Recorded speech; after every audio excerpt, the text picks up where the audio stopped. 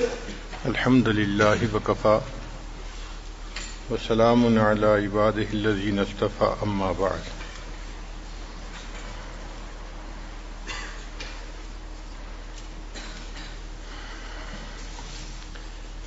دین اسلام نے نکاح کو عبادت قرار دیا۔ حدیث مبارکہ میں ہے النکاح نصف الایمان، نکاح آدھا ایمان ہے۔ اور بعض احادیث میں ہے کہ ایک کوارا آدمی نماز پڑھتا ہے تو اس کو ایک نماز پڑھنے پر ایک نماز کا ثواب ملتا ہے، لیکن جب شادی شدہ ہو جاتا ہے پھر ایک نماز پڑھتا ہے تو اللہ تعالیٰ اس کو 21 نمازوں کا ثواب عطا فرماتے ہیں۔ اس کی کیا وجہ؟ کہ اب اس کے اوپر حقوق العباد آ گئے۔ حقوق العباد پورے کرتے ہوئے جب یہ حقوق اللہ کو پورا کرتا ہے اللہ اس کا اجر بڑھا دیتے ہیں۔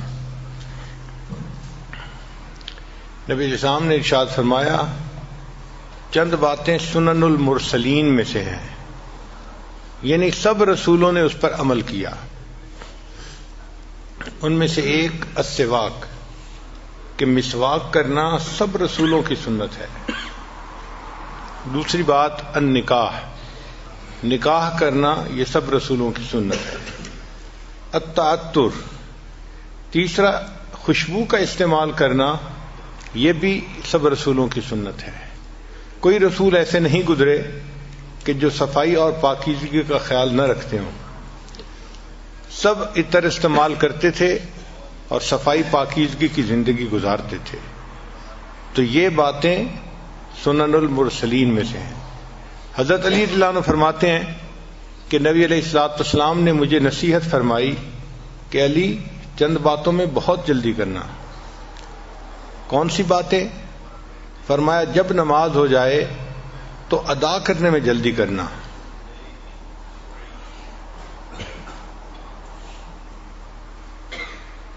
اور دوسرا جب بیٹی جوان ہو جائے اور اس کا جوڑ کا رشتہ مل جائے تو اس کا نکاح کرنے میں جلدی کرنا، اس میں دیر نہ کرنا۔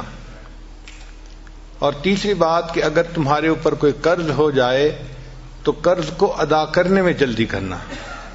اور چوتھی بات کہ جب کوئی بندہ فوت ہو جائے تو اس کے کفن دفن کے اندر جلدی کرنا۔ 4 چیزوں میں جلدی کرنے کا حکم مجھے نبی علیہ الصلوۃ والسلام نے عطا فرمایا۔ چنانچہ ماں باپ کی ذمہ داری بنتی ہے کہ بیٹا یا بیٹی جب جوان ہو جائیں تو جتنا جلدی پاسبل ہو، اچھا رشتہ مل جائے، مناسب رشتہ، ان کا نکاح کر دینا چاہیے، کیونکہ ہم نے یہ دیکھا ہے جہاں نکاح سستا ہوتا ہے وہاں زنا مہنگا ہوتا ہے، اور جہاں نکاح مہنگا ہوتا ہے وہاں زنا سستا ہوتا ہے۔ بہت ساری جگہوں پہ بدکاری اس لیے زیادہ ہوتی ہے کہ ماں باپ شادیاں جلدی نہیں کرتے، جس کی وجہ سے نوجوان بچے گمراہی کا شکار ہو جاتے ہیں۔ اب اس کی سزا صرف ان نوجوان بچوں ہی کو نہیں ملتی، بلکہ علماء نے لکھا ہے ان کے ماں باپ کو بھی اس کی سزا ملتی ہے۔ یعنی بدکاری تو کی بچے نے، مگر وہ بدکاری بچے کے نام اعمال میں بھی لکھی گئی، ماں باپ کے بھی نام اعمال میں، چونکہ وہ شادی کر نہیں رہے اس کی۔ تو دیکھیں کہ ماں باپ کو خواہ مخواہ جو ہے وہ عذاب میں گرفتار ہونا پڑے گا، اس لیے کہ وہ وقت پہ اپنے بچوں کا فرض ادا نہیں کریں گے۔ جب شادی ہو جائے تو میاں بیوی کو چاہیے کہ آپس میں بہت الفت محبت کی زندگی گزاریں۔ جتنا محبت پیار کی زندگی گزاریں گے اتنا اللہ تعالیٰ کے ہاں سے ان کو اجر اور ثواب ملے گا۔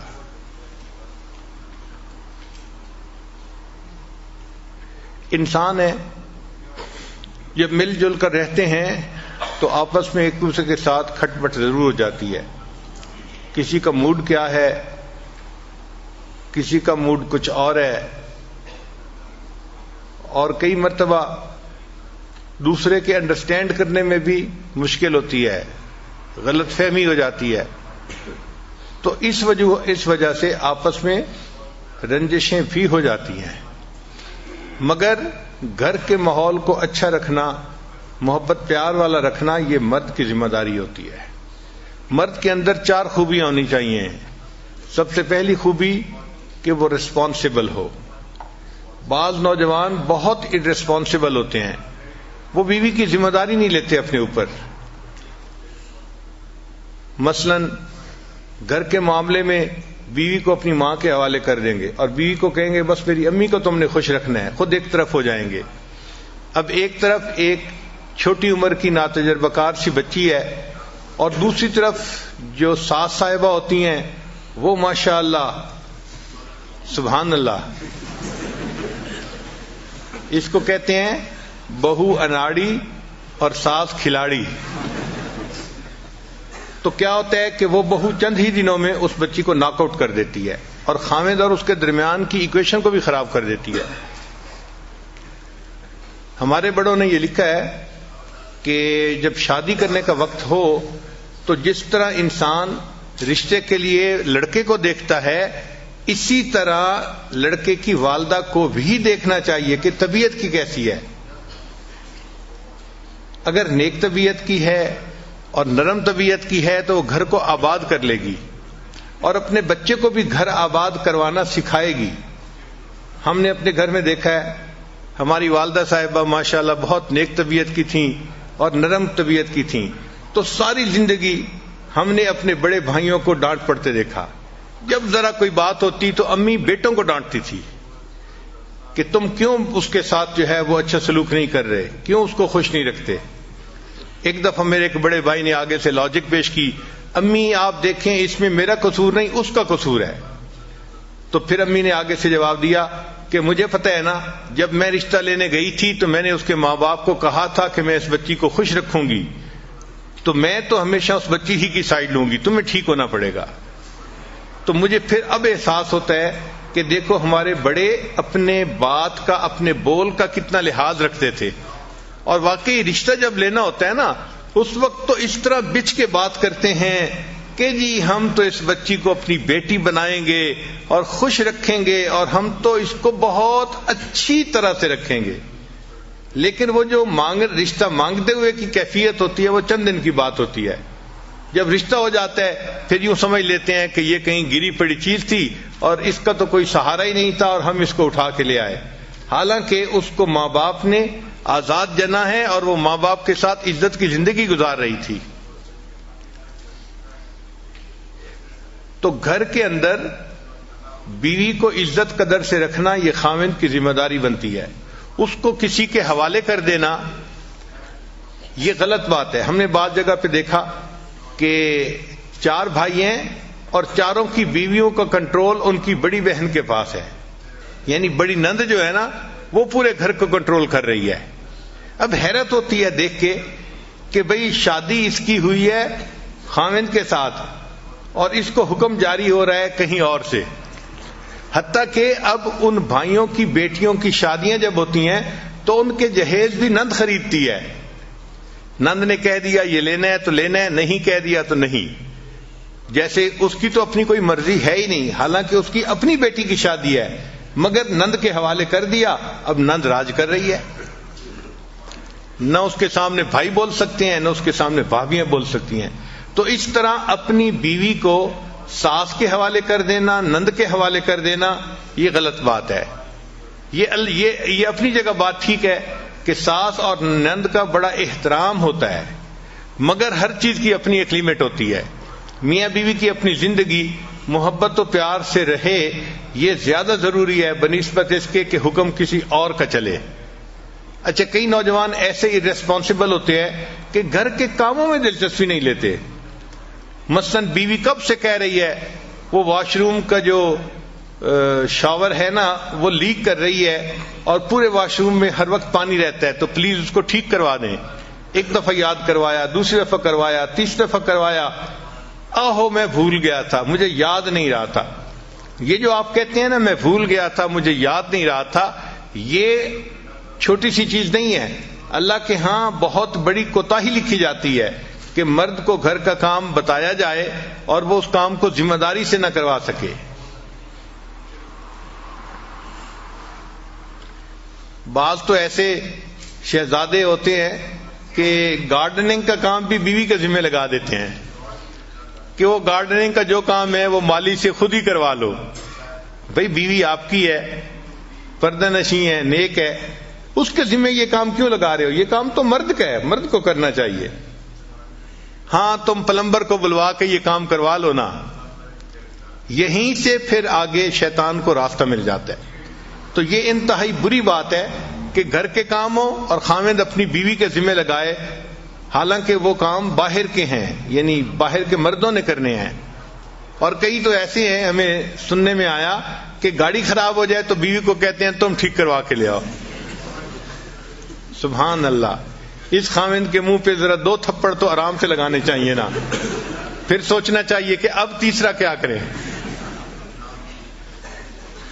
تو ارریسپانسبل ہونا یہ بہت بری عادت ہے. اچھے خاوند کی پہلی صفت کہ وہ ایک ریسپانسبل انسان ہو، وہ اپنے گھر کے کام کاج میں بھی دلچسپی لے، اور جہاں بیوی کو ہیلپ کی ضرورت ہے خاوند اس کی ہیلپ کرے. بس بیوی کو ایک ہی دفعہ بتانے کی ضرورت پڑے، بار بار یاد دلانے کی نہ پڑے، اور ایک دفعہ کہنے پہ وہ کام کر دیا جائے. اس سے اللہ تعالیٰ راضی ہو جاتے ہیں. آپ دیکھیں ان کاموں کی اتنی اہمیت ہے کہ حضرت موسیٰ علیہ السلام اپنی اہلیہ کے ساتھ سفر کر رہے ہیں، اور اہلیہ جو تھی وہ ولادت کا وقت ان کا قریب تھا، تو ان کو درد شروع ہو گئی. اب جب دردیں ہوتی ہیں تو سردی اور زیادہ بندے کو تکلیف دیتی ہے. تو حضرت موسیٰ علیہ السلام چاہتے تھے کہ کہیں سے آگ ملے تاکہ ان کو ذرا آگ کی گرمی کی وجہ سے ٹھنڈک کم ہو جائے. تو انہوں نے دیکھا کہ ایک درخت میں سے آگ نکل رہی تھی. تو حضرت موسیٰ علیہ السلام درخت سے آگ لینے کے لیے گئے تھے، اور اللہ نے وہاں ان کو پیغمبری عطا فرما دی تھی.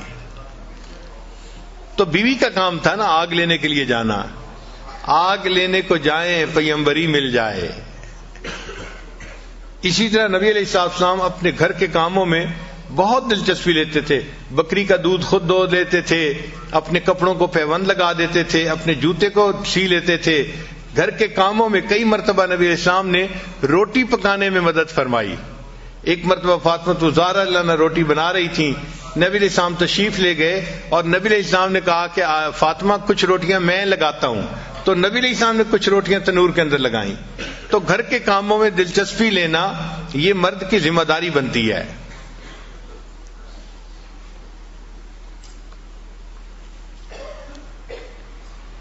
تو سب سے پہلے خاوند کے اندر سینس آف ریسپانسبلٹی ہونی چاہیے. ریسپانسبلٹی سے کیا مراد؟ کہ گھر کے کام کاج کو بھی وہ اپنی ذمہ داری سمجھے، پھر گھر کے بچوں کی تربیت کو بھی اپنی ذمہ داری سمجھے. بعض جگہوں پہ ہم نے دیکھا کہ اولاد کو بالکل پوچھتا ہی نہیں باپ، بس ماں کے ذمہ لگا دیا، تم ہی ان کو جو ہے نا تربیت دو اور ان کو سکھاؤ. نہیں، مرد کی ذمہ داری ہے. تو سینس آف ریسپانسبلٹی کا ہونا انتہائی ضروری ہے. خاوند کو ارریسپانسبل نہیں ہونا چاہیے. اور دوسری بات کہ خاوند کی طبیعت کے اندر فوربیئرنس ہونی چاہیے. فوربیئرنس کہتے ہیں تحمل مزاجی کو. جلد بازی نہیں ہو. کئی خاوند ایسے ہوتے ہیں ذرا سی چھوٹی چھوٹی باتوں پہ، نکمی باتوں پہ فوراً غصے میں آ جاتے ہیں، اور پھر خود کہتے بھی ہیں حضرت میں باہر دفتر میں ہوتا ہوں بڑا ٹھیک ہوتا ہوں، دوستوں میں ہوتا ہوں بڑا ٹھیک ہوتا ہوں، پتہ نہیں گھر جاتا ہوں میرے دماغ گرم ہو جاتا ہے، پتہ نہیں دماغ کو گرمی چڑھ جاتی ہے. تو میں نے پوچھا کہ گرمی کس سے چڑھتی ہے؟ آگ سے. کہنے لگا ہاں. میں نے کہا آپ کو پتہ ہے آگ سے کون بنا ہے؟ شیطان بنا ہے. تو اصل میں یہ شیطانیت ہے جو تمہارے دماغ میں چڑھ جاتی ہے. شیطان قابو کر لیتا ہے تمہیں اور پھر تمہیں غصے میں رکھتا ہے. تو ہر وقت چھوٹی چھوٹی بات پہ غصے میں آنا یہ بری بات ہے. ایسا نہیں کرنا چاہیے. انسانوں کے ساتھ ہم نے زندگی گزارنی ہے تو ہمیں تحمل مزاجی اختیار کرنی پڑے گی. جو ہمارے مزاج ہے، تو میرا تجربہ تو یہ ہے کہ ہمیں فرشتوں کے ساتھ رہنے کا موقع ملے تو ہمیں تو ان سے بھی گلے شکوے ہونے شروع ہو جائیں کہ یہ بھی اچھے نہیں ہیں. ہم اتنے جو ہیں وہ نازک مزاج لوگ ہیں. چھوٹی چھوٹی نکمی باتوں پہ شکوہ کرنا یہ بری بات ہوتی ہے. نبی علیہ السلام کی مبارک زندگی کو دیکھیں. آپ اپنے گھر کے اندر عورتوں کے ساتھ اتنا محبت پیار سے رہتے تھے کہ اپنی بیویوں کو خوش رکھتے تھے. نبی علیہ السلام نے فرمایا خیرکم خیرکم لأہلہ، تم میں سے سب سے بہتر وہ ہے جو اپنے اہل خانہ کے لیے بہتر ہو. وَأَنَا خَيْرُكُمْ لِأَهْلِي، اور میں تم سب میں سے اپنے اہل خانہ کے لیے سب سے بہتر ہوں. یعنی اپنی مثال بتائی کہ میں سب سے بہتر ہوں اپنے اہل خانہ کے لیے. ایک مرتبہ نبی علیہ السلام اپنی ایک زوجہ کے ہاں تھے. اب دوسری زوجہ نے کوئی کھانا بنایا تو کھانا اچھا لذیذ تھا. ان کا جی چاہا کہ نبی علیہ السلام بھی یہ کھانا کھائیں. انہوں نے ایک مٹی کے پیالے میں وہ کھانا ڈال کے تو غلام کے ہاتھ بھیج دیا نبی علیہ السلام کی خدمت میں. تو نبی علیہ السلام تو دوسرے گھر تھے. جب وہاں کھانا لے کے وہ بندہ آیا تو اس نے کھانا پیش کیا تو نبی علیہ السلام نے عائشہ صدیقہ عنہا کو فرمایا کہ اچھا آپ یہ کھانا لے لو. اب ان کو طبیعت کے اندر ناگواری محسوس ہوئی کہ میری باری کا دن ہے تو کھانا بھی مجھے سرو کرنے کی اجازت ہونی چاہیے. یہ کیا ہوا کہ میرا دن ہے اور کھانا کسی اور کی طرف سے آ رہا ہے. چنانچہ انہوں نے کھانا جو پکڑا تو اتنا بے دلی کے ساتھ کہ جیسے انسان ادھورے من سے کوئی کام کرتا ہے، اور وہ پیالہ زمین پہ گرا اور ٹوٹ گیا. اب ذرا سوچیں کیا سین ہوا ہوگا کہ کھانا جو لے کے آیا تو وہ پیالہ ہی ٹوٹ گیا، کھانا بھی نیچے گر گیا. ہم جیسا کوئی ہوتا ایک طوفان کھڑا کر دیتا، تم بدتمیز ہو، تمہیں سمجھ نہیں، تم یہ ہو، تم فلاں، پتہ نہیں کیا کیا القاب ہم ایک منٹ میں اس کو دے دیتے. مگر نبی علیہ السلام تحمل مزاجی سے اٹھے اور آپ نے دو کام کیے. پہلا کام یہ کیا کہ وہ جو پیالہ ٹوٹ گیا تھا اس کے بدلے میں حضرت عائشہ صدیقہ عنہا کے گھر کے اندر سے ایک پیالہ لے کے وہ اس کو واپس دے دیا. بھئی وہ پیالہ ٹوٹ گیا، اس کے بدلے تم یہ پیالہ لے جاؤ. اور پھر اسے فرمایا غارت امو کی، اصل میں تمہاری والدہ کو غیرت آ گئی تھی اس لیے ایسا ہو گیا. یعنی اس کو سمجھا بھی دیا. تو یہ عورت کی فطرت ہوتی ہے، اس کو کچھ چیزیں فیل ہوتی ہیں، شریعت نے بھی اس کا پھر لحاظ رکھا ہے. تو دیکھیں نبی علیہ السلام نے کتنے اچھے طریقے سے اس معاملے کو سلجھا دیا. تو اگر گھر میں کوئی معاملہ ہو جائے تو یہ مرد کی ذمہ داری بنتی ہے کہ وہ ان معاملات کو پیار محبت سے سمجھداری سے سلجھا دے. ایک مرتبہ سیدہ صدیقہ رضی اللہ تعالی عنہا اور نبی علیہ السلام کے درمیان کسی معاملے میں بات ہو رہی تھی. اچھا ابھی بات ہو رہی تھی اور اتنے میں سیدنا صدیق اکبر رضی اللہ تعالیٰ عنہ ملنے کے لیے تشریف لے آئے. تو نبی علیہ السلام نے فرمایا کہ بہت اچھا، ابو بکر آگے ہیں، تمہارے والد ہیں، ہم ان کو ثالث بنا لیتے ہیں کہ یہ ہمارے معاملے کا فیصلہ کر لے. چنانچہ ابو بکر صدیق عنہ کو اندر بلا لیا. وہ اندر تشریف لائے تو دیکھا کہ عائشہ صدیقہ رضی اللہ تعالیٰ عنہ کسی بات پہ نبی علیہ السلام سے ذرا خفا محسوس ہو رہی تھی. چنانچہ نبی علیہ السلام نے فرمایا عائشہ بات پہلے تم کرو گی یا میں کروں؟ یعنی کون پہلے بات کرے گا؟ تو عائشہ رضی اللہ عنہا نے آگے سے جواب دیا آپ پہلے بات کریں مگر جو کہیں سچ سچ کہیں. اب ایک فطرت ہوتی ہے نا، بات ہوتی ہے، تو انہوں نے یہ لفظ کہہ دیے کہ جو کہیں سچ سچ کہیں. اچھا ابو بکر صدیق عنہ تو عاشق صادق تھے، ان کو بڑا غصہ آیا. اچھا نبی علیہ السلام کے سامنے یہ بات کہہ رہی ہے. انہوں نے تو بیٹی تھی نا، تو انہوں نے ایک تھپڑ لگایا عائشہ صدیقہ عنہا کو اور فرمایا کہ تمہارا کیا خیال ہے نبی علیہ السلام سچ نہیں بولیں گے؟ اب جب تھپڑ پڑا تو خیال تھا کہ دوسرا بھی پڑ جائے گا، تو عائشہ صدیقہ عنہا نبی علیہ السلام کے پیچھے آ کے چھپ گئیں. اچھا جب نبی علیہ السلام کے پیچھے آ کے چھپ گئیں تو نبی علیہ السلام نے بھی محسوس کیا کہ اس کے والد کو غصہ آ گیا ہے، تو ہو سکتا ہے کہ ایک دو اور بھی وہ لگا دے.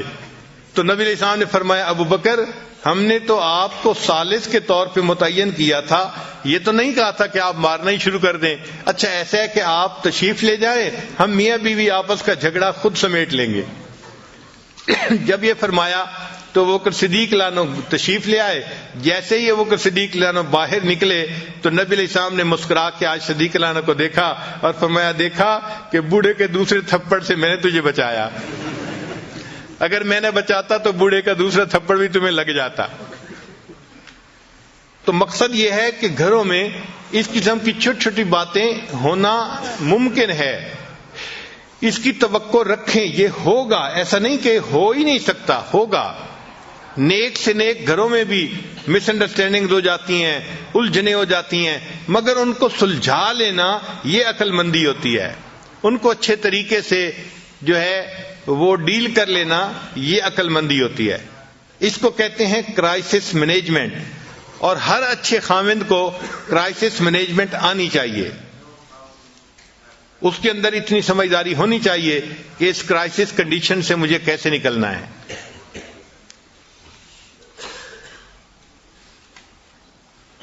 نبی علیہ الصلوۃ والسلام کی اہلیہ صاحبہ تھی سیدہ صفیہ رضی اللہ تعالی عنہا، تو خیبر کے جو بادشاہ تھا اس کی یہ بیوی تھیں، شہزادے کی بیوی تھیں۔ صاف ظاہر ہے کہ جو شہزادے کی بیوی ہو وہ عورتوں میں بہت خوبصورت اور ہنرمند ہوتی ہے، شہزادہ ایسے تو کسی کو بیوی نہیں چنتا۔ تو بہرحال نبی علیہ الصلوۃ والسلام سے جب نکاح ہوا تو نبی علیہ الصلوۃ والسلام کے پاس آئیں۔ اللہ نے ان کو حسن و جمال بھی بہت دیا تھا، اور یہ اچھا کھانا بھی بہت بنایا کرتی تھیں، بہت اعلیٰ کھانا بنایا کرتی تھیں، جس کی وجہ سے ان کے ساتھ دوسری امہات المومنین کی کئی مرتبہ ذرا انبن ہو جاتی تھی۔ اچھا، ایک مرتبہ ایک ام المومنین نے ان کو کہہ دیا، اے یہودیہ کی بیٹی، یہودیہ کی بیٹی، یعنی ان کے چونکہ اوپر کے سب لوگ یہودی تھے اور یہ مسلمان ہوئی تھیں، تو ان کو یہودیہ کی بیٹی کہہ دیا، جس پہ وہ بہت دکھی ہوئی اور انہوں نے رونا شروع کر دیا۔ نبی علیہ السلام کو پتہ چلا تو آپ صلی اللہ علیہ وسلم نے پوچھا، صفیہ آپ کیوں رو رہی ہیں؟ اے اللہ کے حبیب صلی اللہ علیہ وسلم، مجھے انہوں نے کہا ہے کہ تم تو یہودی کی بیٹی ہو۔ تو نبی علیہ السلام نے فرمایا، تم رو کیوں رہی ہو؟ تم اسے کہتی کہ نہیں، میں ہارون علیہ السلام نبی کی بیٹی ہوں، ان کے خاندان سے تھیں، اور میرے چچا موسیٰ علیہ السلام تھے، اور میرے خاوند بھی اللہ کے نبی ہیں۔ تم ان کو یہ جواب کیوں نہیں دیا؟ تو دیکھیں کتنی سمجھداری کی بات کی، ان کا دل خوش ہو گیا یہ سن کے کہ واقعی میں کوئی گری پیڑی چیز نہیں ہوں، میرے اوپر کے اجداد میں حضرت ہارون علیہ السلام بھی نبی تھے، اور میرے چچا حضرت موسیٰ علیہ السلام بھی نبی تھے، اور اس وقت میں نبی علیہ السلام کی بیوی بھی ہوں، میرے خاوند بھی نبی ہیں۔ تو نبی علیہ السلام نے فرمایا تم ان کو یہ جواب دے دیتی۔ تو اس طرح جب بھی کوئی گھر کے معاملہ ہو تو اس کو اچھے طریقے سے سلجھا دینا یہ خاوند کی ذمہ داری ہوتی ہے۔ تو خاوند کے اندر فوربیرنس ہونی چاہیے، چھوٹی چھوٹی باتوں پہ جلد بازی کر لینا یا جلدی سے کوئی ناپسندیدہ لفظ بول دینا یہ بہت بری بات ہوتی ہے۔ ہمارا یہ تجربہ ہے، آج کل کے نوجوان چھوٹی چھوٹی باتوں پہ بیوی کو دھمکی دیتے ہیں، میں تمہیں گھر بھیج دوں گا، میں تمہیں گھر بھیج دوں گا، میں تمہیں طلاق دے دوں گا۔ یہ بہت ہی بری بات ہے، اس سے بری بات اور کوئی خاوند نہیں کر سکتا۔ اس کی وجہ کیا ہے کہ جب خاوند نے بیوی کو کہہ دیا کہ میں تمہیں طلاق دے دوں گا، میں تمہیں گھر بھیج دوں گا، تو بیوی کے دماغ میں ایک بات آ گئی کہ اس کے ساتھ میری پوری زندگی گزرنا مشکل ہے، پتہ نہیں یہ مجھے کس وقت طلاق دے دے۔ تو بیوی سپلٹ پرسنالٹی بن جاتی ہے۔ پھر شیطان اس کے پاس آ کے اس کو مشورہ دیتا ہے، تم کہیں اپنے لیے اور بھی کوئی پرپوزل دیکھ لو یا کوئی تعلق ایسا دیکھ لو کہ اگر یہ تمہیں چھوڑے تو تم کیا کرو گی۔ تو یہ فکرہ چھوٹا سا ہے، لیکن اس فکرے کا زہر کتنا ہے اس کا مردوں کو اندازہ نہیں ہوتا۔ ایک فکرہ بول کے ہمیشہ کے لیے بیوی کو جو ہے وہ یعنی سپلٹ پرسنالٹی بنا دیتے ہیں۔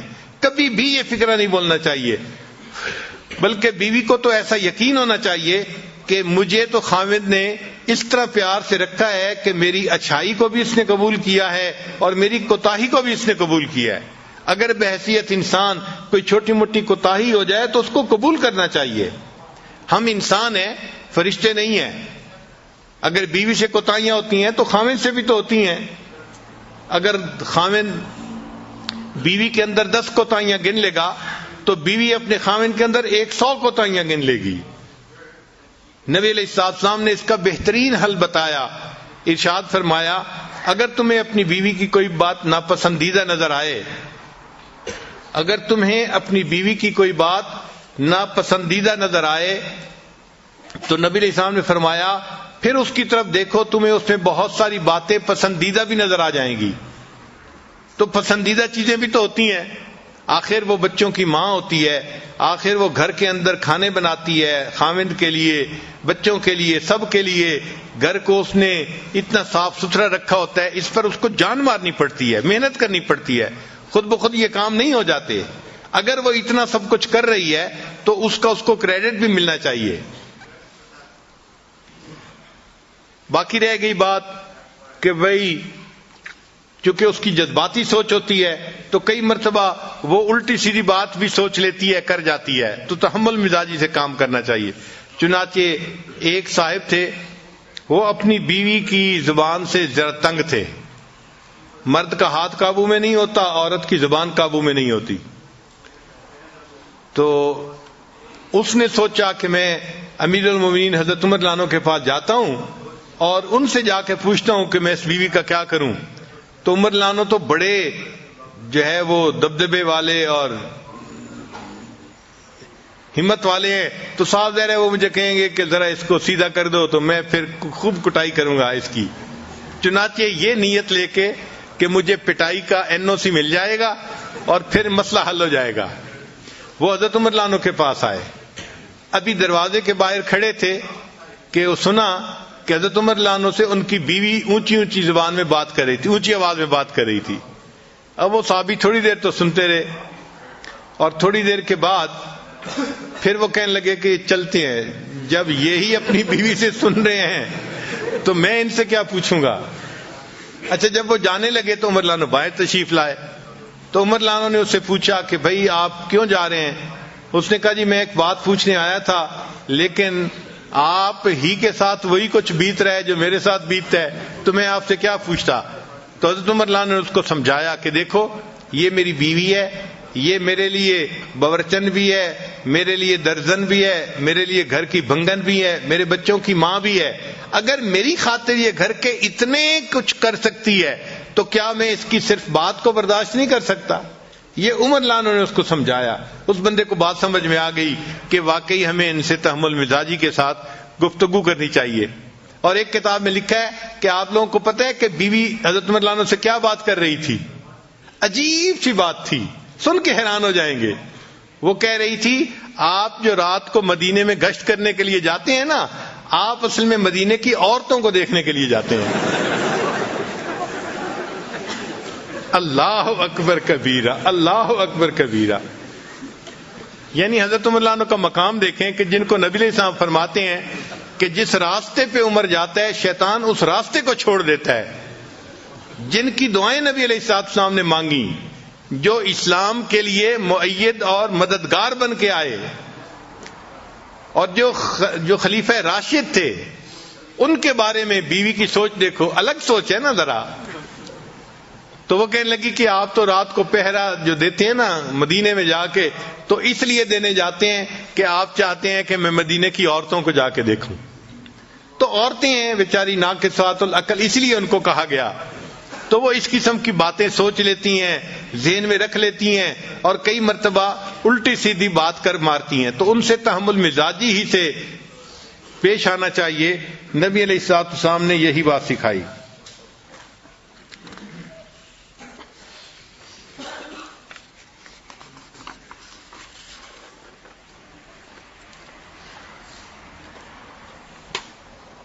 تو پہلی بات کہ خاوند کے اندر سینس آف ریسپانسبلٹی ہونی چاہیے، اور دوسری بات کہ خاوند کے اندر فوربیئرنس ہونی چاہیے، اور تیسری بات کہ خاوند کو چاہیے کہ اپنی بیوی کی بات کو سنے. یہ ایک ایسی غلطی ہے جو آج کے زمانے میں بہت سارے لوگ کرتے ہیں. فرصت ہی نہیں ہوتی بیوی سے بات سننے کی. حالانکہ اللہ تعالیٰ نے بیوی کی وائرنگ ہی ایسی کی ہے کہ جب خاوند شام کو گھر آتا ہے تو وہ اپنے گھر کی ساری کارگزاری سنائے بغیر نہیں رہ سکتی. وہ بات اس کے منہ سے نکلنی ہی ہوتی ہے. لیکن خاوند اگر اس کی بات نہیں سنتا تو پھر اس کا نقصان ہوتا ہے. اس نے بات تو کرنی ہے، وہ پھر یا اپنی کسی کلاس فیلو سے کرے گی، یا بہن سے کرے گی، یا اپنی والدہ سے کرے گی. اور جب وہ کسی تیسرے سے بات کرے گی تو ان کے مشورے ضروری نہیں کہ کوئی بہت مناسب ہوں اور جچے تلے ہوں، وہ الٹے سیدھے مشورے بھی ہو سکتے ہیں۔ ہمارے حضرت رحمۃ اللہ فرمایا کرتے تھے کہ میاں بیوی آپس میں ایک دوسرے کی وجہ سے کبھی نہیں جھگڑتے، ہمیشہ تیسرے کی وجہ سے جھگڑے ہوتے ہیں۔ اور واقعی ہم نے دیکھا ہے کہ جھگڑے کی بنیاد ہمیشہ کوئی نہ کوئی تیسرا ہوتا ہے، چاہے وہ لڑکی کی ماں ہو، لڑکی کی بہنیں ہوں، یا لڑکے کی والدہ ہو، لڑکے کی بہنیں ہوں، کوئی نہ کوئی تیسرا ہوتا ہے جو میاں بیوی کی ایکویشن خراب ہونے کا ذریعہ بنتا ہے۔ تو اس لیے خاوند کی یہ ذمہ داری ہے کہ جب وہ باہر سے آئے تو وہ 15-20 منٹ اپنی بیوی کے پاس بیٹھے اور اس سے اس کی بات چیت سنیں جو وہ کہنا چاہتی ہے۔ اچھا، یہ ضروری نہیں کہ اس بات چیت کا جواب بھی فوراً دیں، بیوی کو جواب نہیں فوراً چاہیے ہوتا، صرف بیوی نے کارگزاری سنانی ہوتی ہے۔ بس آپ توجہ کے ساتھ اس کی بات کو سنیں، اس کے ساتھ آئی کنٹیکٹ رکھیں تاکہ وہ فیل کریں کہ بڑی توجہ سے میری بات سنی جا رہی ہے۔ جب وہ بات کر لے گی نا تو وہ بڑی مطمئن ہو جائے گی۔ تو لسن ٹو یور وائف، یہ خاوند کی ذمہ داری بنتی ہے۔ پھر ایک صفت اور کہ گھر کے ماحول کو نیکی پر رکھنا، یہ خاوند کی ذمہ داری ہوتی ہے۔ وہ اپنی بیوی کو بھی نیکی کی تلقین کرے، اپنے بچوں کو بھی نیکی کی تلقین کرے، اور بیوی کے ساتھ بیٹھ کے مشورہ کرے کہ ہم اپنے بچوں کو نیکی کی تربیت کیسے دے سکتے ہیں۔ یہ ذمہ داری خاوند کی ہے۔ کلکم رائن وکلکم مسئول عن رعیتہ، تم میں سے ہر آدمی چرواہے کی مانند ہے اور اس سے اس کے عیال کے بارے میں پوچھا جائے گا۔ تو خاوند سے بیوی اور بچوں کی دینداری کے بارے میں پوچھا جائے گا، اور عورت سے اس کے بچوں کی دینداری کے بارے میں پوچھا جائے گا۔ تو یہ بھی ذمہ داری مرد کی ہوتی ہے کہ گھر کا ماحول نیک رہے۔ ایسی آزادی نہ کرے کہ جی بیوی ٹی وی لے کے آ گئی ہے اور بیوی نے یہ لگوا لیا ہے اور بیوی نے یہ کر دیا ہے اور بچوں کے ذمے، ایسی بات ہرگز نہیں، مرد کی ذمہ داری ہوتی ہے۔ نیکی کے اوپر کمپرومائز نہیں ہے، لیکن اس کو امپلیمنٹ محبت پیار سے کرے، اکھڑ مزاجی سے نہ کرے۔ اس طرح مسلمان نہ بنے کہ اس کے مسلمان بننے پہ باقی لوگ کافر بن جائیں، ایسے نہیں کرنا چاہیے۔ محبت پیار سے ان کو سمجھائے اور ان کو دین کی طرف لے کے آئے۔ محبت پیار ایسا نسخہ ہے کہ گھر کے سارے لوگ دین کے اوپر آ جانا آسانی سے آ جاتے ہیں۔ ایک مرتبہ لاہور کا ایک نوجوان میرے پاس آیا، اب اس کی شادی 1-2 مہینے پہلے ہوئی تھی، اور شادی کے چند ہی دنوں بعد یہ سلسلے میں داخل ہو گیا، بیعت ہو گیا۔ اب اس نے چہرے پہ داڑھی بھی سجا لی، نمازیں بھی پڑھنی شروع کر دیں، تو نیکی پہ آ گیا۔ اللہ کی شان کے ایک دن میرے پاس آیا، غصے میں تھا۔ میں نے پوچھا خیریت ہے؟ کہنے لگا بس حضرت کیا بتاؤں، یہ جو میری بیوی ہے نا، اس نے بس مجھے بہت ستایا ہوا ہے۔ میں نے پوچھا کیا ہوا؟ کہنے لگا کہ کہتا ہوں تو نماز نہیں پڑھتی، سر پہ دوپٹے کا خیال نہیں رکھتی، اور بالکل اس کو تو دین کا کوئی احساس ہی نہیں ہے۔ یہ تو اس نے تو میرا جو ہے نا جینا حرام کر دیا ہے۔ خیر، خوب اس نے غصے میں چند باتیں کہیں۔ تو جب اس نے غصے میں باتیں کر لیں تو پھر میں نے اس سے پوچھا کہ اچھا یہ بتاؤ کہ جب شادی ہوئی تھی اس وقت آپ دیندار اسی طرح تھے جیسے آج ہیں، یا آپ بھی اسی طرح کے تھے؟ کہتے نہیں جی، اس وقت تو میں بھی نمازیں نہیں پڑھتا تھا۔ اصل میں شروع میں دونوں ایک ہی جیسے تھے اور آپس میں پسند کی شادی تھی یہ۔ تو میں نے کہا کہ بھائی آپ بھی اسی جیسے تھے اور آپ بھی نمازیں نہیں پڑھتے تھے، تو آپ نے ایسی ہی بیوی پسند کی، تو بیوی تو وہی ہے نا، کوئی بدلی تو نہیں ہے، مگر فرق یہ پڑا کہ آپ نے اس مجلس میں آنا شروع کیا اور آپ نے دین کی باتیں سنی تو آپ نے دین کو قبول کر لیا، اور اب آپ کی زندگی نیکی دین والی بن گئی ہے۔ کہنے لگے ہاں یہ بات تو ٹھیک ہے۔ میں نے کہا یہ بتائیں کہ آپ کی بیوی نے کتنی نصیحتوں کی محفل اٹینڈ کی ہے؟ کہنے لگے وہ تو نہیں آتی۔ میں نے کہا کوئی اور دینی محفل اٹینڈ کی ہو جہاں اس کو دین کی طرف کسی نے ترغیب دی ہو، بلایا ہو؟ کہنے لگا نہیں۔ میں نے کہا پھر وہ کیسے دوپٹہ کرے گی سر کے اوپر، اور کیسے وہ پردے کا خیال کرے گی، نمازیں پڑھے گی؟ اس کو تو سمجھانے والا کوئی ہے ہی نہیں۔ آپ کو تو سمجھانے والے مل گئے، اس کو تو نہیں نہ ملے۔ تو اب اس کو فیل ہوا کہ بھائی حضرت جی مجھے آہستہ آہستہ نا اس بات پہ لے آئیں گے کہ اچھا اس کو محفلوں میں لایا کرو، تو یہ تو کام لمبا ہو جائے گا نا، اور وہ تو جلدی حل چاہتا تھا۔ کہ حضرت جی مجھے کہیں وہ نماز نہیں پڑھتی، تم جاؤ ذرا اس کو سیدھا کرو۔ خیر جب میں نے دیکھا کہ بھائی یہ خاموش تو ہو گیا ہے لیکن اس کے دل سے ابھی غصہ ختم نہیں ہوا، تو پھر میں نے اس سے بات کی۔ میں نے کہا دیکھیں آپ ہر سنت پہ اب عمل کرنے لگ گئے ہیں نا؟ کہنے لگا جی میری کوشش ہوتی ہے ہر بڑی اور ہر چھوٹی سنت کے اوپر عمل کروں، میری پوری زندگی سنت کے مطابق ہو جائے، اور آپ بھی یہی تلقین کرتے ہیں۔ میں نے کہا اچھا میں آج آپ کو ایک سنت بتاتا ہوں، آپ اس کے اوپر عمل کریں۔ کہنے لگا جی۔ میں نے کہا آپ واپس جاتے ہوئے کسی دکان سے مٹھائی کا ڈبہ ساتھ لے جائیں، اور جب گھر جائیں تو دسترخوان پہ جب ڈبہ رکھا جائے تو اس میں سے مٹھائی کا ایک پیس اٹھا کے اپنی بیوی کے منہ میں ڈالنا۔ جب میں نے کہا تو مجھ سے پوچھا جی؟ میں نے کہا بھائی میں فارسی نہیں بول رہا، میں آپ کی زبان میں ہی آپ سے گفتگو کر رہا ہوں کہ آپ ایک مٹھائی کا ڈبہ لے کے جائیں اور بیوی کو ہدیہ دیں، اور جب دسترخوان پہ وہ ڈبہ رکھا جائے تو اس میں سے ایک پیس اٹھا کے تو اپنی بیوی کو مٹھائی کھلائیں۔ جب میں نے کلیئر لفظوں میں پھر کہا پھر اس کو بات سمجھ میں آئی، کہنے لگا جی بہت اچھا۔ خیر وہ بندہ چلا گیا۔ اللہ کی شان کے چند دنوں کے بعد وہ آیا اور اس کی آنکھوں سے آنسو تھمتے نہیں تھے۔ میں نے پوچھا کیا ہوا؟ کہنے لگا حضرت خوشی کے آنسو ہیں۔ میں نے پوچھا کس خوشی کے؟ کہنے لگا کہ میں جاتے ہوئے مٹھائی کا ڈبہ لے کے گیا اور گھر والوں نے پوچھا، بیوی نے کہ یہ کیا لائے؟ تو میں نے کہا میں آپ کے لیے گفٹ لے کے آیا ہوں۔ تو بڑی حیران ہوئی، اچھا آپ میرے لیے گفٹ لے کے آئے ہیں؟ میں نے کہا ہاں۔ تھوڑی دیر کے بعد پھر کھانے کا وقت آیا تو کھانے کے دسترخوان پر کھانا لگ گیا اور وہ مٹھائی کا ڈبہ بھی وہیں تھا۔ کہنے لگے میں نے آپ کی جو ہے وہ نصیحت کے مطابق مٹھائی کا ایک پیس اٹھایا اور ایک گلاب جامن میں نے اپنی بیوی کے طرف کیا، تو وہ میری طرف دیکھنے لگی کہ کیا مطلب ہے؟ میں نے کہا کہ یہ میں تمہیں خود اپنے ہاتھوں سے کھلانا چاہتا ہوں۔ کہنے لگی وہ حیران۔ خیر اس نے وہ گلاب جامن تو کھا لیا، پھر اس کے بعد تھوڑی دیر وہ سر جھکا کے بیٹھی رہی، کچھ سوچتی رہی۔ پھر مجھے کہنے لگی آپ نے آج ایسا کیوں کیا ہے؟ پہلے تو کبھی نہیں کیا۔ تو کہنے لگا کہ میں نے اسے کہا کہ حضرت نے مجھے بتایا کہ یہ نبی علیہ الصلوۃ والسلام کی سنت ہے، میں نے اس سنت کے اوپر عمل کیا ہے۔ کہنے لگا جب میں نے یہ بات بتائی اس میری بیوی کی آنکھوں میں سے آنسو ٹپک پڑے اور وہ کہنے لگی اچھا یہ نبی علیہ السلام کی سنت تھی؟ میں نے کہا ہاں۔ تو کہنے لگی اچھا کیا میں بھی اور سنتوں پہ عمل کر سکتی ہوں؟ تو میں نے کہا ہاں کر سکتی ہو۔ تو کہنے لگے وہیں بیٹھے ہوئے میری بیوی نے وعدہ کیا کہ میں آج کے بعد نمازیں بھی پڑھوں گی اور پردہ بھی کروں گی اور شریعت کے اوپر مکمل پابندی کر کے سنتوں والی زندگی میں بھی اختیار کروں گی۔ نبی علیہ الصلوۃ والسلام کی ایک سنت نے پورے گھر کے ماحول کو بدل کے رکھ دیا اور وہ بچی نیک بن گئی اور بعد میں وہ بچی عالمہ بھی بن گئی۔ تو گھر کے اندر نیکی کا ماحول رکھنا، نیکی کی تلقین کرتے رہنا، یہ خاوند کی ذمہ داری ہوتی ہے۔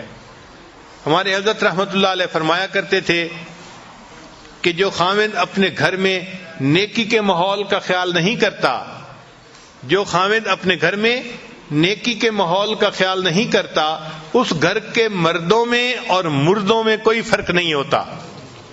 یہ ہمارے حضرت مرشد عالم رحمۃ اللہ فرماتے تھے کہ جو مرد اپنے گھر میں گھر والوں کو نیکی کی تلقین نہیں کرتا، اس گھر کے مردوں میں اور اس گھر کے مردوں میں کوئی فرق نہیں ہوتا۔ تو یہ خاوند کی ذمہ داری ہوتی ہے۔ ایکسکیوز نہ کریں کہ جی میری بات سنتا کوئی نہیں، مانتا کیوں نہیں۔ ہاں جب آپ رف ٹف موڈ میں، غصے کے موڈ میں بات کریں گے آپ کی بات کوئی نہیں سنے گا، لیکن جب آپ محبت اور پیار سے بات کریں گے تو ایسی ہر کوئی بات سنے گا کہ سب آپ کے جو ہیں وہ بات کو پورا کر کے دکھانے والے بن جائیں گے۔ بچے بھی آپ سے محبت کریں گے، بیوی بھی آپ سے محبت کرے گی۔ تو یہ صفت بھی خاوند کے اندر ہونی چاہیے۔ نبی علیہ الصلوۃ والسلام اپنی زوجہ سے کتنی محبت کرتے تھے اس کے بارے میں تو بہت ساری احادیث ہیں۔ بہرحال ایک حدیث مبارکہ سن لیجئے کہ ایک مرتبہ نبی علیہ الصلوۃ والسلام نے ایک اونٹ لیا، سفر درپیش تھا، تو سیدہ عائشہ صدیقہ نے کو اونٹ کے اوپر بٹھا دیا اللہ کی شان کہ وہ اونٹ نیا تھا، ذرا بدک گیا اور بھاگ کھڑا ہوا۔ اب عائشہ رضی اللہ عنہا اوپر بیٹھی ہوئی ہیں، جو اوپر اس کے پالکی سی بنی ہوتی ہے اونٹ کے اوپر، اور اونٹ بھاگ گیا۔ جب بھاگ گیا تو نبی علیہ السلام نے فرمایا ہائے میری دلہن۔ حدیث پاک کے الفاظ کا مفہوم ہے کہ نبی علیہ السلام نے فرمایا اے میری دلہن، یعنی بیوی سے محبت تھی تو یہ الفاظ زبان سے نکلے نا۔ تو نبی علیہ السلام نے امت کو تعلیم دی کہ تم اپنی بیوی کو اس طرح محبت پیار سے رکھو گے تو وہ تمہاری فرما برداری کرے گی۔ چنانچہ جب سیدہ فاطمہ الزہرا رضی اللہ عنہا کی رخصتی ہونے لگی تو نبی علیہ السلام نے فرمایا حضرت علی رضی اللہ عنہ کو، علی اگر تم محبت سے رکھو گے تو فاطمہ تمہاری ہے۔ اور اس چھوٹے سے فکرے میں ازدواجی زندگی کا خلاصہ موجود ہے کہ اگر خاوند بیوی کو محبت سے رکھے گا تو بیوی خاوند کی ہوتی ہے، وہ اسی کی خاطر زندگی گزارتی ہے اور اسی کے گھر کے ماحول کو نیکی اور دینداری کے مطابق بناتی ہے۔ تو محبت پیار سے گھر والوں کو رکھنا تاکہ گھر کا ماحول نیک رہے، یہ ضروری ہے۔ ایک مرتبہ نبی علیہ السلام نے یہ قسم اٹھا لی کہ میں 1 مہینے تک اپنی بیویوں سے نہیں ملوں گا۔ یہ واقعہ ایلا کہلاتا ہے۔ اب نبی علیہ السلام مسجد میں تھے، بیویاں گھروں میں تھیں اور 1 مہینے کی قسم کھائی ہوئی تھی۔ اللہ کی شان دیکھیں کہ 29واں دن تھا تو نبی علیہ السلام عائشہ صدیقہ رضی اللہ عنہا کے گھر آ گئے تو عائشہ رضی اللہ عنہا نے کہا اے اللہ کے حبیب صلی اللہ علیہ وسلم، آپ نے تو قسم کھائی تھی کہ میں 1 مہینے تک بیویوں سے نہیں ملوں گا اور آج تو 29 دن ہیں۔ تو نبی علیہ السلام نے فرمایا عائشہ کبھی کبھی مہینہ 29 کا بھی ہوا کرتا ہے۔ تو یہ بیوی کی محبت تھی نا کہ 30 دن کے بعد آنے کی بجائے 29 دن کے بعد آپ گھر تشریف لائے، اور پھر آپ نے کہا کہ عائشہ کبھی کبھی مہینہ 29 کا بھی ہوا کرتا ہے۔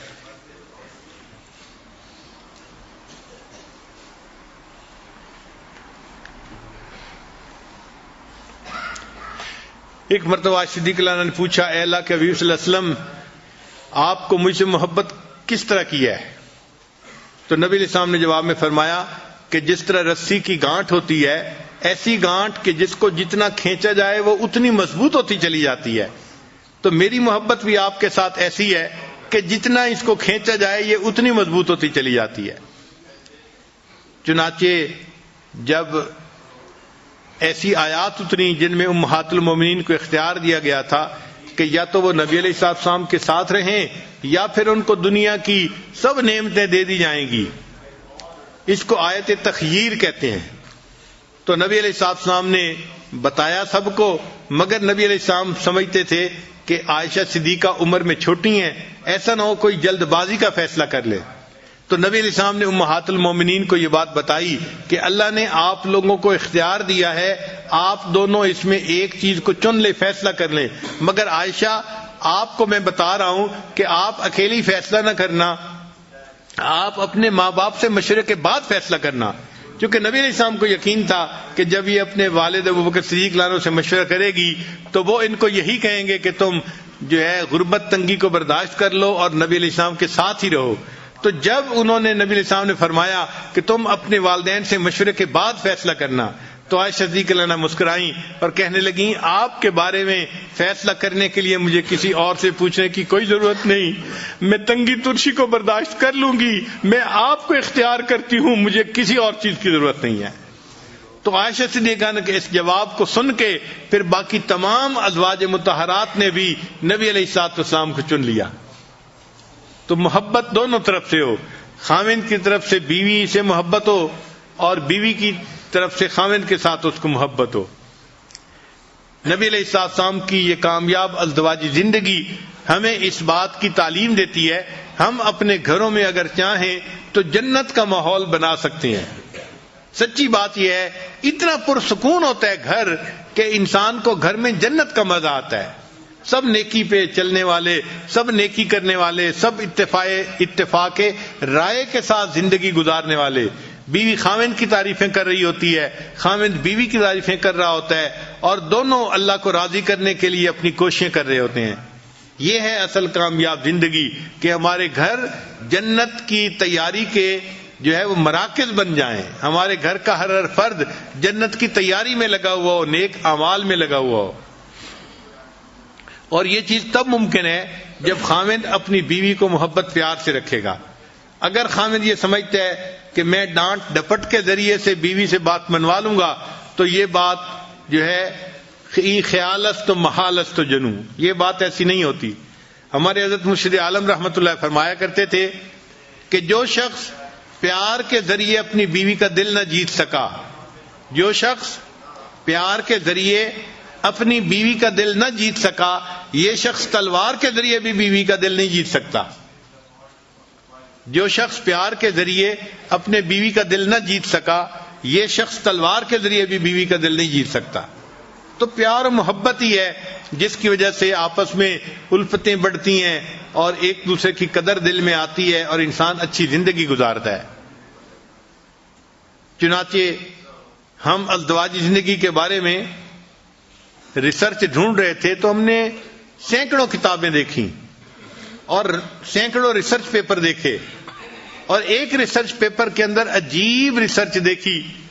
لکھا ہوا تھا کہ جو خاوند دن میں 5 مرتبہ اپنی بیوی کو محبت کا میسج دے، محبت کے میسج سے آگے مراد اس کو بوسہ لے، اس کے ہاتھ کو پکڑے، اس کے سر پہ ہاتھ رکھے، یا اس کو کوئی ہنسی مذاق کی بات سنائے، یا اس کو اس کے ایسے نام سے پکارے جس نام کو وہ پسند کرتی ہو.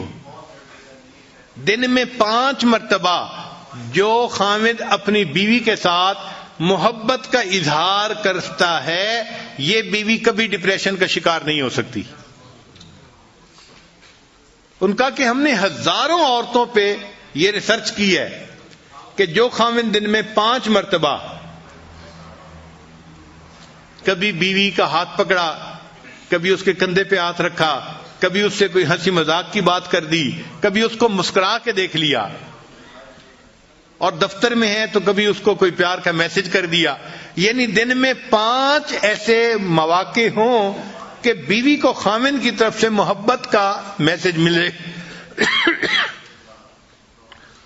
تو لکھا ہوا تھا کہ وہ عورت کبھی ڈپریشن کا شکار ہو ہی نہیں سکتی. اب جو لوگ اپنے گھروں میں پریشان ہیں وہ ذرا ازدواجی زندگی کے بارے میں سوچیں کہ کیا انہوں نے بیوی کو کبھی مسکرا کے دیکھا یا بیوی کا ہاتھ پکڑا؟ اگر ایسا نہیں کیا تو بیوی پہ کیا گلہ کرتے ہیں؟ وہ تو ڈپریشن کی مریضہ بنے گی نا. تو بیویوں کو ڈپریشن سے نکالنا خاوند کے لیے کوئی مشکل نہیں ہوتا. اللہ تعالیٰ نے خاوند کے ہاتھ میں جادو دیا ہوا ہے، ایسا جادو ہے کہ بس وہ بیوی کا ہاتھ پکڑ لے، بیوی سب کچھ بھول جاتی ہے، سب پاسٹ کو بھول جاتی ہے اور نئے سرے سے اچھی زندگی گزارنے کے لیے پھر تیار ہو جاتی ہے.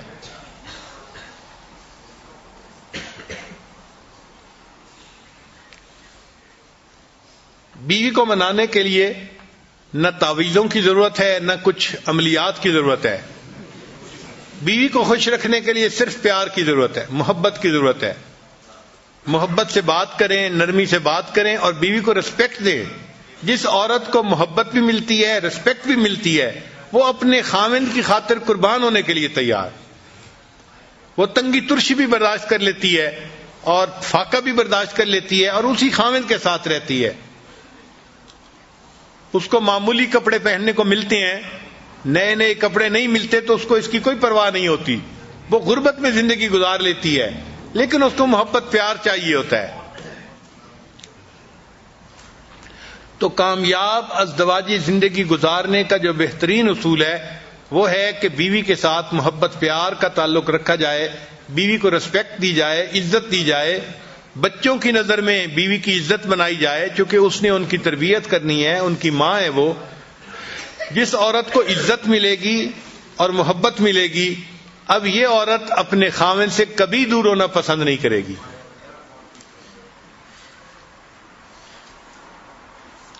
چنانچہ بعض لوگ بڑے غریب ہوتے ہیں، دیہاتوں میں ان کے گھروں کے اندر کھانے کو نہیں ہوتا، پینے کو نہیں ہوتا، ایک سوٹ میں عورت پورا سال گزارتی ہے. یعنی ایک جوڑا بنایا اور اسی ایک جوڑے میں وہ بیچاری پورا سال گزارتی ہے. سردیوں کا سوٹ گرمیوں میں بھی پہنتی ہے. اور گرمیوں کے کپڑوں میں سردیوں میں گزارا کرتی ہے، مگر اپنے خاوند کے ساتھ وہ خوش ہوتی ہے، اس لیے کہ اس کو عزت ملتی ہے اور اس کو خاوند کی طرف سے محبت ملتی ہے۔ چنانچہ ایک میاں بیوی بہت غریب تھے، خاوند بیچارہ مزدوری کرتا تھا اور گھر کا خرچہ چلاتا تھا، مگر میاں بیوی آپس میں محبت بہت تھی۔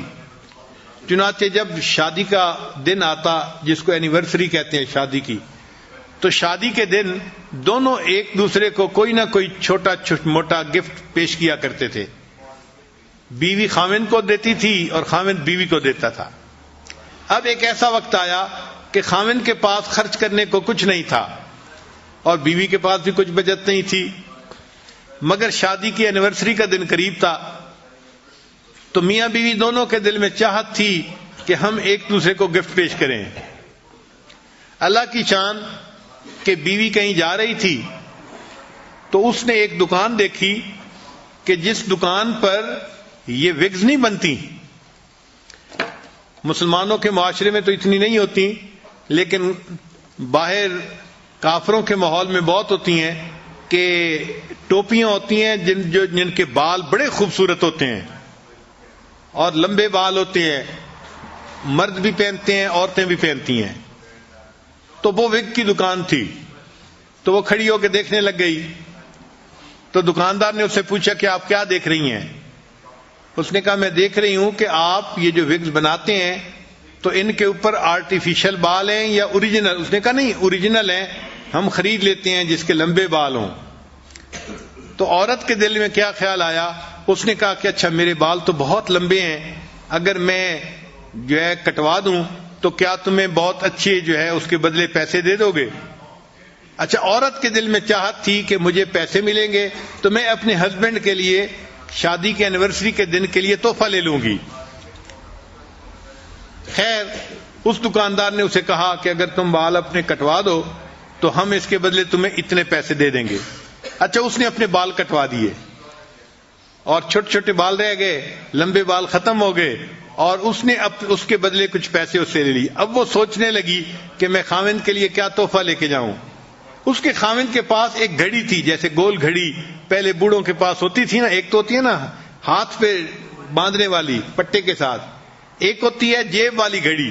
تو اس کے خاوند کے پاس وہ جیب والی گھڑی تھی، مگر اس کی چین نہیں تھی، تو وہ اس گھڑی کو جیب میں ڈالتا تھا اور پھر کبھی کبھی نکالتا تھا۔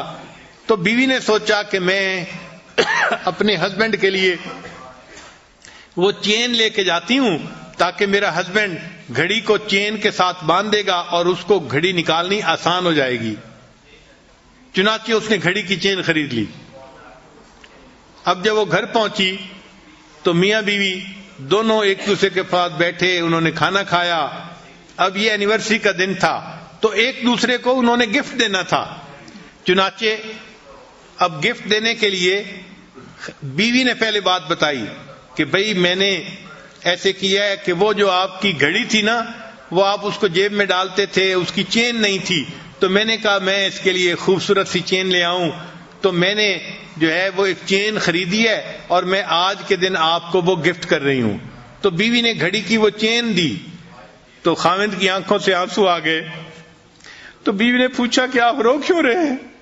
کہنے لگا کہ میں بھی سوچ رہا تھا کہ میں آج تمہیں ضرور گفٹ دوں گا، میں نے اسی گھڑی کو بیچ دیا اور اس کے بدلے میں تمہارے لیے ہیئر کلپس لے کے آیا ہوں۔ تو خاوند بیوی کے لیے ہیئر کلپ لے کے آیا، جبکہ بیوی اپنے بال کٹوا چکی تھی، اور بیوی اپنے خاوند کے لیے گھڑی کی چین لے کے آئی، جبکہ وہ اس گھڑی کو بیچ کے اس کے بدلے بیوی کا کلپ لے چکا تھا۔ تو غربت اپنی جگہ، محبت و پیار ایک ایسی چیز ہے کہ جو ان سب سے بلند و بالا ہے، اور شریعت یہ چاہتی ہے کہ میاں بیوی جتنا محبت پیار کی زندگی گزاریں گے اتنا انہیں اللہ کی طرف سے اجر ملے گا۔ حدیث مبارکہ کا مفہوم ہے، خاوند جب بیوی کو دیکھ کے مسکراتا ہے اور بیوی خاوند کو دیکھ کے مسکراتی ہے، اللہ تعالیٰ ان دونوں کو دیکھ کے مسکراتا ہے۔ تو ذرا غور کیجئے نا کہ اللہ تعالیٰ کو خوش کرنا کتنا آسان ہے۔ خاوند جب بیوی کو دیکھ کے مسکراتا ہے اور بیوی خاوند کو دیکھ کے مسکراتی ہے، اللہ تعالیٰ ان دونوں کو دیکھ کے مسکراتا ہے۔ اور جنت میں جانا بھی بہت آسان ہے، ذرا سمجھنے کی بات ہے۔ غور کیجئے، حدیث مبارکہ میں ہے کہ جو عورت پاک دامنی کی زندگی گزارنے والی ہو اور فرائض پورے کرنے والی ہو اور اس حال میں مرے کہ اس کا خاوند اس سے خوش ہو، اللہ تعالیٰ اس کے لیے جنت کے دروازے کھول دیں گے، وہ بلا حساب سیدھی جنت میں جائے گی۔ اب اس حدیث پاک کو پڑھ کے مرد یہ سمجھتے ہیں کہ بھئی عورت کے لیے جنت میں جانا تو بہت آسان ہے۔ بھئی عورت کے لیے جنت میں جانا یقیناً آسان ہے، اگر وہ اپنے خاوند کی خدمت کرے گی، اس کو خوش رکھے گی اور فرائض پورا کرے گی تو حدیث پاک سے ثابت ہے کہ اللہ تعالیٰ اس کو جلدی جنت عطا فرما دیں گے، وہ سیدھی جنت میں جائے گی۔ مگر اگر خاوند نے اس کو زندگی میں خوش رکھا ہے تو سوال یہ ہے کہ کیا وہ خاوند کے بغیر جنت چلی جائے گی؟ بھئی جو بھی اپنے خاوند سے خوش ہے، اگر اس کو اختیار دیا گیا کہ جنت چلی جاؤ تو کیا وہ خاوند کے بغیر چلی جائے گی؟ نہیں جائے گی، اس کی وفا کے خلاف ہے، کبھی ہو ہی نہیں سکتا کہ وہ خاوند کے بغیر جنت میں جائے۔ تو اگر بیوی جلدی جائے گی تو بیوی خاوند کو بھی ساتھ لے کے جائے گی۔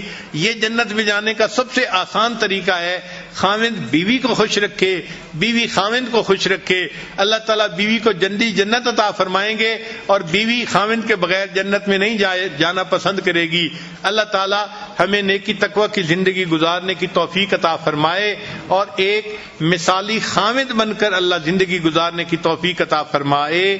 جو غلطیاں کوتاہیاں ہو گئی ہیں اپنی بیویوں سے معافی مانگ لینے میں کوئی حرج نہیں ہے، دنیا میں ان سے معافی مانگ کے خوش کر لیجئے اور ایک نئی زندگی محبتوں والی شروع کر دیجئے۔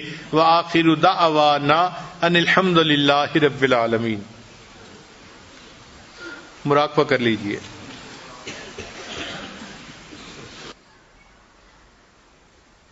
لا الہ الا اللہ محمد رسول اللہ۔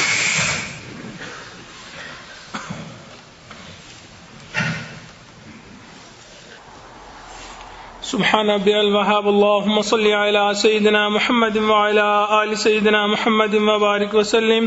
اللہم انت السلام ومنک السلام، تبارک الجلال والاکرام۔ پروردگار عالم ہمارے صغیرہ کبیرہ گناہ معاف فرما۔ اللہ ہم آپ کے عاجز بندے ہیں، اللہ ہمارے ساتھ درگزر کا معاملہ فرما، اللہ رحمتوں کا معاملہ فرما۔ اے میرے مولا، وہ گناہ جو ہم نے دن میں کیے معاف فرما، وہ گناہ جو ہم نے راتوں میں کیے معاف فرما، اللہ وہ گناہ جو ہم نے محفلوں میں کیے معاف فرما، وہ گناہ جو ہم نے تنہائیوں میں کیے معاف فرما۔ اے میرے مولا، وہ گناہ جو ہم نے ارادوں سے کیے معاف فرما، اللہ وہ گناہ جو ہم نے بنا ارادے کیے معاف فرما۔ اے میرے مولا، وہ گناہ جو ہمیں یاد ہیں وہ بھی معاف فرما، وہ گناہ جو ہم کر کے بھول گئے وہ بھی معاف فرما۔ پروردگار عالم، حقوق اللہ اور حقوق العباد پورا کرنے کی توفیق عطا فرما۔ اللہ جیسے حضرت تعلیم دے رہے ہیں، اللہ بتا رہے ہیں، اے میرے مولا یقیناً ہم نے زندگی ایسی نہیں گزاری، اللہ ہمیں ان باتوں پہ عمل کرنے کی توفیق عطا فرما۔ اللہ ایک اچھا بھائی بن کے رہنے کی توفیق عطا فرما، اچھا خامند بن کے رہنے کی توفیق عطا فرما، اللہ اچھا والد بن کے رہنے کی توفیق عطا فرما۔ اے میرے مولا اچھا بیٹا بن کے رہنے کی توفیق عطا فرما۔ پروردگار عالم گھروں میں الفت محبت پیدا فرما، اللہ ایک دوسرے کے حقوق پورا کرنے کی توفیق عطا فرما۔ اللہ ہمارے گھروں کو جنت کا نمونہ بنا۔ اے میرے مولا بڑی دور سے آئے ہیں، بڑی دیر سے آئے ہیں، اللہ بڑی امیدیں لے کے آئے ہیں۔ اے میرے مولا اب تو رمضان المبارک کے بھی آخری ایام ہے، اللہ آج کی رات میں ہماری بخشش فرما، اللہ جہنم سے آزاد فرما، اللہ آج ہمیں جہنم سے خلاصی عطا فرما۔ اے میرے مولا آپ سب ماؤں سے زیادہ کریم ہیں، اللہ آپ 70 ماؤں سے زیادہ رحیم ہیں۔ اللہ ہم نے اس دنیا میں دیکھا کوئی ماں اپنے بچے کو آگ میں ڈالنا پسند نہیں کرتی، اللہ آپ تو سب رحیموں سے زیادہ رحیم ہیں، اللہ آپ اپنے بندوں کو جہنم میں کیسے ڈالیں گے؟ اللہ آج کے دن میں مغفرت فرما، اللہ جہنم سے آزاد فرما۔ اے میرے مولا ہمیں آج رحمت کے عطا فرما۔ اے میرے مولا تیری ایک نگاہ کی بات ہے، میری زندگی کا سوال ہے، اللہ رحمت کی ایک نظر ہو جائے گی، ہماری بگڑی بن جائے گی، اللہ اپنی رحمت کی نظر عطا فرما دیجئے، اللہ عزت عطا فرما، ذلتوں سے محفوظ فرما۔ اے میرے مولا اپنے مقربین بندوں میں شامل فرما۔ پروردگار عالم آپ کو اپنے بندوں سے بہت محبت ہے، اللہ قرآن مجید میں آپ جگہ جگہ اپنی محبت کا رحمت کا تذکرہ کرتے ہیں۔ اے میرے مولا ہمیں اپنی ستاری کا صدقہ دے دیجئے, اللہ غفاری کا صدقہ دے دیجئے. اے میرے مولا, ہم آپ کے ناز نخروں میں پلے ہوئے بندے ہیں, اللہ ہم سے چند کلوں کا بوجھ نہیں اٹھایا جاتا. اے میرے مولا, قیامت کے دن گناہوں کے پہاڑ کیسے اٹھائیں گے؟ اے میرے مولا, ہمارے گناہوں کو معاف فرما. اللہ ہمارے سے تو دھوپ کی گرمی برداشت نہیں ہوتی, جہنم کی گرمی کیسے برداشت کریں گے؟ اے میرے مولا, ہمارے ساتھ رحمت کا معاملہ فرما. پروردگار عالم, قیامت کے دن بہت سخت دن ہوگا. اللہ وہاں تو انبیاء بھی کھڑے تھرا رہے ہوں گے.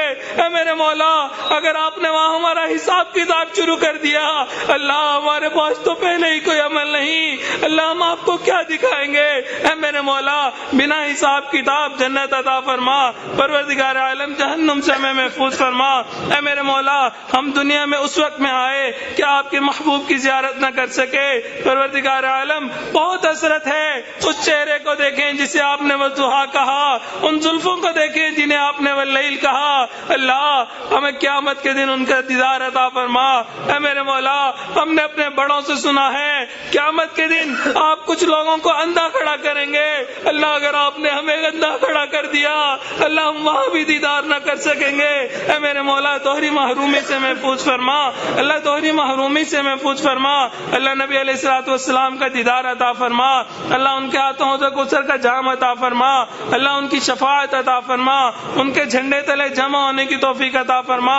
پروردگار عالم, ہمارے ساتھ رحمت کا معاملہ فرما. اے میرے مولا, موسیٰ علیہ الصلوۃ والسلام فرعون کی طرف جا رہے تھے, آپ نے انہیں کہا تھا قولا لہ قولا لینا, اس سے نرم گفتگو کرنا. اے میرے مولا, وہ شخص جو انا ربکم الاعلی کہتا تھا, آپ اس کے ساتھ نرمی کا معاملہ کرنے کا فرماتے ہیں. اے میرے مولا, اس مجمع میں جتنے لوگ موجود ہیں دن میں کئی مرتبہ سجدے میں سر رکھ کے سبحان ربی الاعلی کہتے ہیں. اللہ یہ تو آپ کے چاہنے والے ہیں, آپ کے ماننے والے ہیں. اے میرے مولا, مان جائیے, اللہ مان جائیے, اللہ مان جائیے, پیارے اللہ مان جائیے. اللہ اگر نہیں ماننا, اللہ پھر بھی مان جائیے. اے میرے مولا, دنیا کے فقیر کو دیکھا, ایک دروازے پہ نہ جائے, نہیں کھلے دوسرے پہ چلا جاتا ہے, دوسرا نہ کھلے تیسرے پہ چلا جاتا ہے. اللہ اس کا تو کوئی مسئلہ نہیں, مسئلہ تو ہمارا ہے. ہمارے پاس آپ کے در کے سوا کوئی دوسرا در نہیں. اے میرے مولا, ہمیں ہمیشہ اپنے در سے عطا فرما. اللہ ہم نے رمضان کا فقیر کو دیکھا, گھر سے جب مانگنے کے لیے نکلتا ہے بچوں کو تسلی دے کے جاتا ہے, بچوں واپس آؤں گا, رمضان کا گداگر ہوں, کچھ نہ کچھ لے کے آؤں گا, فاقہ ختم ہو جائے گا. اللہ وہ اس امید کے ساتھ دروازہ کھٹکھٹاتا ہے. اے میرے مولا, اگر دروازہ کھل گیا میرے بچوں کا فاقہ ختم ہو جائے گا. اللہ ہم بھی رمضان کے فقیر موجود ہیں, آپ کا دروازہ کھٹکھٹاتے ہیں, اگر آپ کا دروازہ کھل گیا اللہ ہماری بگڑی بن جائے گی. اللہ قبول کر لیجئے. اے میرے مولا, قبول فرما دیجئے. پروردگار عالم, اپنے نیک لوگوں میں شامل فرما دیجئے. اے میرے مولا, ہمارے والد بھی آپ کے در کے مانگتے ہیں, اللہ والدہ بھی آپ کے در کی مانگتی ہے, اللہ ہمارے دادا بھی آپ کے در کے مانگتے تھے. اللہ ہم نے اس دنیا میں دیکھا لوگ نسلی غلاموں کو لحاظ کر لیتے ہیں, اللہ ہم تو آپ کے نسلی غلام ہیں. اللہ لحاظ فرما دیجئے. اے میرے مولا, لحاظ فرما لیجئے. اللہ لحاظ فرما لیجئے. پروردگار عالم, آج تاک رات ہے, اللہ اس رات کی برکت سے ہماری مغفرت فرما دیجئے. اللہ ان نیک لوگوں کی محفل کی برکت سے ہماری مغفرت فرما دیجئے. اے میرے مولا, لوگ رمضان المبارک میں نیکیاں لے کے آتے ہیں, ہم آپ کے وہ گناہگار بندے ہیں, گناہوں کے انبار لے کے حاضر ہیں. اے میرے مولا, بنی اسرائیل کا بندہ 100 بندوں کا قاتل تھا, نیکوں کی بستی کی طرف چلا تھا, اللہ راستے میں فوت ہو گیا, آپ نے اس کو جنت عطا فرما دی. اللہ ہم تو نیکوں کی محفل میں پہنچ گئے ہیں, اللہ بخشش عطا فرما دیجئے. اللہ بخشش عطا فرما دیجئے. اللہ تمام گناہوں کو معاف فرما دیجئے. اے میرے مولا, رحمت کی ایک نگاہ عطا فرما دیجئے. اللہ ہم چاہیں نہ چاہیں پیشانی کے بالوں سے پکڑ کر نیکی تقوی اختیار کرنے کی توفیق عطا فرما. اے میرے مولا, کبھی بھی بے سہارا نہ فرما, کبھی بھی بے آسرا نہ فرما, کبھی اپنے در سے دور نہ فرما. اللہ در در کے دھکے کھانوں سے محفوظ فرما. اے میرے مولا, ہمارے علم میں برکتیں پیدا فرما, عمل میں برکتیں پیدا فرما، رزق میں برکتیں پیدا فرما، کام کاروبار میں برکتیں پیدا فرما، اللہ قدم قدم اپنی برکتیں شامل حال فرما، اللہ ہمیں مرضوں سے محفوظ فرما، قرضوں سے محفوظ فرما، جان مال کی حفاظت فرما، عزت آبرو کی حفاظت فرما، اللہ ہمارے ایمان کی حفاظت فرما۔ اے میرے مولا، ہم نے اس دنیا میں دیکھا بچہ چلتے چلتے تھک جائے، ابو کو کہتا ہے ابو اٹھا لیجئے، اب میں مزید نہیں چل سکتا، والد اٹھا لیتا ہے۔ اللہ اب ہم شیطان سے لڑتے لڑتے تھک چکے ہیں، اللہ اپنی رحمت کا سہارا دے دیجئے، اللہ اپنی ستاری کا سہارا دے دیجئے، اللہ اپنی غفاری کا سہارا دے دیجئے۔ اے میرے مولا مان جائیے، پروردگار عالم مان جائیے۔ اللہ ہم نے اس دنیا میں دیکھا بچے کے پاس اگر کوئی قیمتی چیز ہو بڑوں کے پاس امانتاً رکھوا دیتا ہے، آپ کی اس کی حفاظت کر لیجئے، میں حفاظت نہیں کر سکوں گا۔ اللہ ہمارا ایمان بہت قیمتی ہے، شیطان ہر وقت اس پر ڈاکہ ڈالنے پہ لگا ہے۔ اللہ جب ہمارے مرنے کا وقت آئے ہمیں کلمے پہ موت عطا فرما، اللہ ایمان کے ساتھ جانے کی توفیق عطا فرما، اللہ دینداری والی زندگی گزارنے کی توفیق عطا فرما، اللہ نیکوکاروں والی زندگی گزارنے کی توفیق عطا فرما۔ اے میرے مولا ساری زندگی اپنے نیکوں کے ساتھ جڑا رہنے کی توفیق عطا فرما، اللہ کبھی بھی اپنے بڑوں کے لیے داغ دھبا نہ بنا، اللہ کبھی بھی نہ بنا، اللہ کبھی ان کی بدنامی کا سبب نہ بنا۔ پروردگار عالم قبولیت والی زندگی عطا فرما، اللہ ساری زندگی نیکی تقوی اختیار کرنے کی توفیق عطا فرما، اللہ تمام لوگوں کے گھرانوں کو نیکی تقوی والا بنا، اللہ جنت کا نمونہ بنا۔ اے میرے مولا سنتوں پہ عمل کرنے کی توفیق عطا فرما، مکروہات شرعیہ کو مکروہات طبیعہ بنا۔ پروردگار عالم جو مانگا وہ بھی عطا فرما، جو مانگنا چاہیے تھا نہیں مانگ سکے وہ بھی عطا فرما۔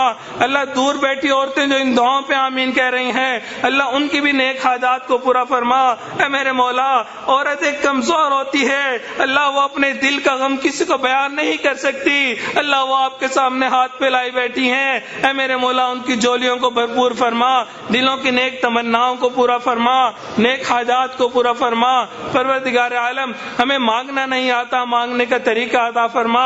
اے میرے مولا جو مانگا وہ بھی عطا فرما، جو مانگنا چاہیے تھا نہیں مانگ سکے وہ بھی عطا فرما۔ پروردگار عالم نبی علیہ الصلوۃ والسلام نے جو خیریں مانگی وہ عطا فرما، جن چیزوں سے پناہ مانگی ہمیں بھی پناہ عطا فرما۔